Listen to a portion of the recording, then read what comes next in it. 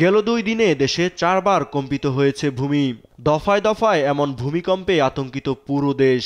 এমন ঘটনায় আতঙ্ক ছড়িয়ে পড়েছে শিক্ষাঙ্গনেও। ঢাকা বিশ্ববিদ্যালয় সহ বেশ কয়েকটি শিক্ষা প্রতিষ্ঠানের শিক্ষার্থীরা নিরাপদ আবাসিক হলের দাবিতে আন্দোলনে নামে।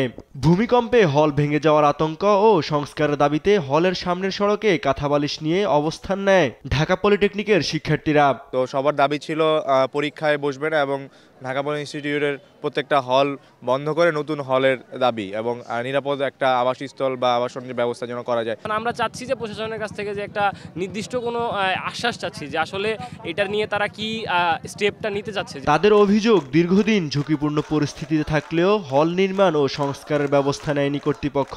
এমন পরিস্থিতিতে পলিটেকনিক বন্ধ ঘোষণা করে কর্তৃপক্ষ। রোজকার সাধারণ খাবার এখন হবে অসাধারণ। প্রাণ স্বাদের মশলা, স্বাদ বাড়ায়, ঘ্রাণ ছড়ায়। এখন রাত বাজে 9টায় আমাদেরকে এই সিদ্ধান্ত দেওয়া হয়েছে। তো এখানে অনেকের বাড়ি অনেক দূরে দূরে, উত্তরবঙ্গ, দক্ষিণবঙ্গ, কক্সবাজার, পঞ্চগড় পর্যন্ত এখানের মানুষ পড়ে। আমাদের স্যাররা আমাদেরকে আশ্বাস দিয়েছেন যে আগামীকালকে তারা মিটিং করবেন, মিটিং করে আমাদেরকে পুনর্বাসনের যে প্রক্রিয়াটা সেটা জানাবেন। এদিকে সাম্প্রতিক ভূমিকম্পের কারণে ঢাকা বিশ্ববিদ্যালয়ের আবাসিক হলগুলোর নিরাপত্তা নিরীক্ষার জন্য বিশ্ববিদ্যালয় 15 দিন বন্ধ ঘোষণা করেছে কর্তৃপক্ষ।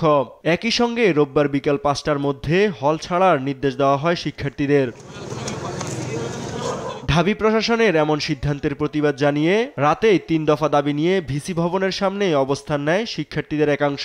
ঝুঁকিপূর্ণ হলে শিক্ষার্থীদের নিরাপদ আবাসন নিশ্চিত করতে হবে যতদিনে না নতুন ভবনগুলোর কাজ শেষ হবে। এরপরে আরো বড় ধরনের ভূমিকম্প হতে পারে।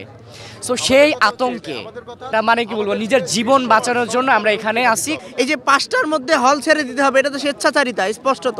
ভূমিকম্পে শিক্ষার্থীদের নিরাপত্তার বিষয়ে ডাকসু প্রতিনিধিদের নীরবতায় ক্ষোভ প্রকাশ করেন আন্দোলনরত শিক্ষার্থীরা।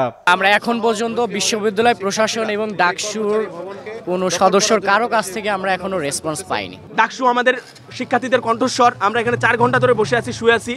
তাদের কারো কেউ সিঙ্গেল একজন কেউ আমাদের সাথে যোগাযোগ করে। তারা নিজেদেরকে প্রভু মনে করতেছে হয়তো, যে আমরা সিদ্ধান্ত দিচ্ছি মানতে হবে। এ সময় দ্রুত শিক্ষার্থীদের জন্য নিরাপদ আবাসন নিশ্চিতের দাবিও জানান তারা। ইউসুফ ভুঁইয়া, দেশ টিভি, ঢাকা।